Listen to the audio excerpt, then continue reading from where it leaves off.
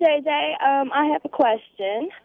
Well, I am 23 years old, and I would like to know how you will help us as far as financial aid for schooling is available. I have been waiting to go to college since I got out of high school. I was actually told I had to wait till I was 24 till I didn't fall under my mother's income anymore to start college, being that I don't have any dependents of my own. So I want to know what he can do to help me get into college, or other people like me who are behind me who don't have dependents of their own to get into school. Well, the first thing is this is what happens when we try and trust our government to take care of us, is they put all these silly rules and restrictions on things.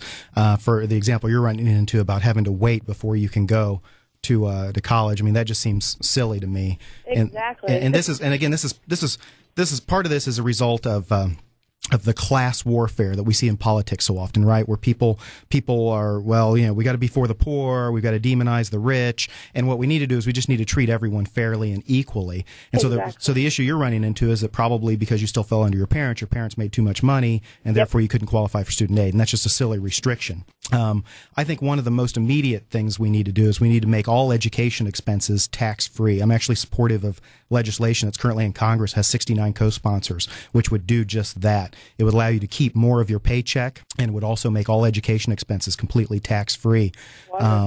So that would be a big help in just being able to afford and fund going to college. Something else I'm kind of curious about too is the tuition for colleges continues to go up, up and up and up. I mean, it's just ridiculous. Yes. But man, they build some awfully nice buildings on these campuses, and I'm just, I've just got this question. I don't know the answer to this. It's just something I'm throwing out there, and maybe I shouldn't. I was just kind of wondering, is there really a need for tuition to go up so much, or is there a better way for those organizations to be operating so that it's easier for people to go down that path? Exactly. We don't need that big supersize, I look like the Children's Museum college. I just need to get my education. That's right. Exactly. And that, I feel really good about myself because I still have the motivation that when my 24th birthday hits in September, I'm going to go. Awesome. But I can't imagine how many, people like me have just given up by this point and, have just decided in a different way of life for themselves. So. Yeah. Thank you so much for your phone call. What's your name? Brittany. Brittany, have a good one, girl. Thanks, JJ. Hot 96.3 Interactive Hip Hop and R&B. Sean Shepherd in the studio with us today. Let's talk about No Child Left Behind. Okay, No Child Left Behind.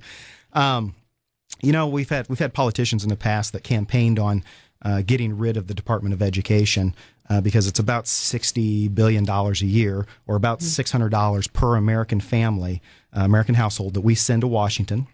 They bicker and fight over the money, and then they dole it out across the country. And California, for example, has way more representatives than we do, and there's always going to be a disparity. Indiana never gets as much of its money back as it should. No Child Left Behind kind of tied us to the Department of Education, maybe forever.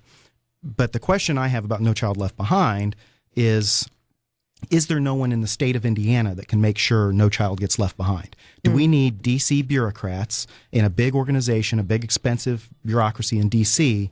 making that happen? Or can we set things that are much more cost effective, have an elected official here in the state whose job it is to make sure that no child gets left behind in Indiana?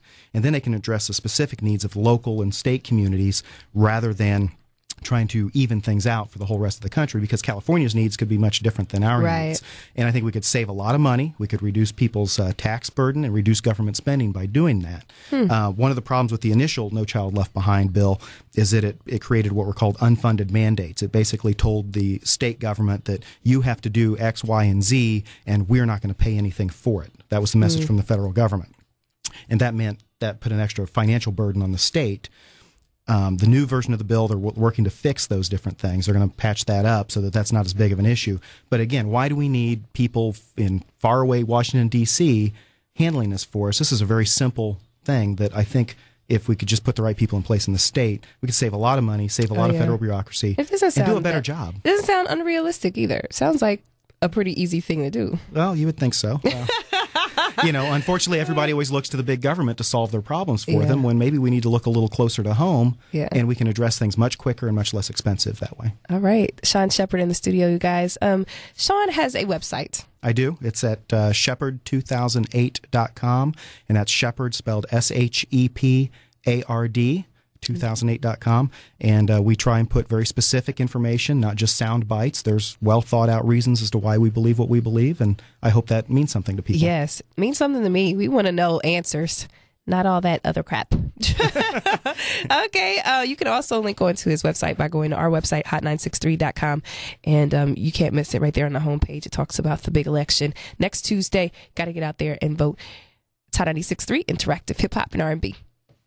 Hot 96.3 Interactive Hip Hop and R&B. Sean Shepard in the studio with us today. He is running for Congress. Yesterday we had Andre Carson here. Oh, I do want to also remind people, if you didn't catch the show yesterday, I did extend an invitation for John Elrod to come to the show, and called and emailed and all that, and didn't get a response. So just want to put it out there for all the Republicans that are listening who are like, well, where's my man at? I extended the invitation. Okay, now that that's all said and done, that disclaimer, time for the top 5 questions for Sean Shepard. Are you ready?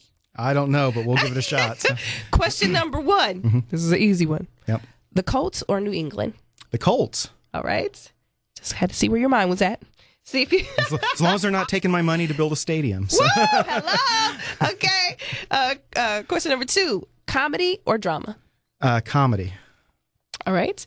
Question number 3. Good movie or good book? Oh boy, I like both. I'm gonna go with good book. Okay, all right. Question number 4. Since I know you're a sci-fi kind of guy, I am. A little bit nerdy. We were talking about that before. Star Trek or Star Wars? Oh, you're killing me. I don't know if I can. I don't think I can answer that one. I like them both. You can't do both. You got to choose one. It's cheating. I mean, that's like Han Solo or Captain Kirk. I don't. All right, we'll let you go on that one. And I know that you're a dog lover. We talked about that earlier too. So, Snoopy or Scooby? I've got to answer this one on behalf of my 5.5-year-old daughter. Okay. Scooby. Okay. Yeah, she might even know who Snoopy is. I probably prefer Snoopy, but she's all about Scooby-Doo. So. Cool. Well, we want to thank you so much, Sean, for coming in today and talking to our listeners and answering their questions. You did a really good job today. Thanks. Well, those last questions were the toughest ones. Jeez. Oh, I know. Policy's easy. You got to make me pick. Right? Got to make me pick between Trek and Star Wars. Well, thank you so much. If you guys want to get more details, you can log on to our website, hot963.com. If you click where it says election 2008, it'll take you right to Sean's website as well as the other candidates for the election. Anything else you want to say to the listeners before you roll on out? No, I'd like to just reiterate something I think you said when we started, is that it's very important that people get out and vote on March 11th. Even if you're not happy with the party you would usually vote for, you're not happy with either my two opponents, come out and vote for me. Send a message that we need change, real change, and that we can put an independent voice in Congress to say, you know what, this party politics needs to end. Let's do something different and take our country in a good direction. Awesome. Thank you so much, Sean. It's Hot 96.3 Interactive Hip Hop and R&B.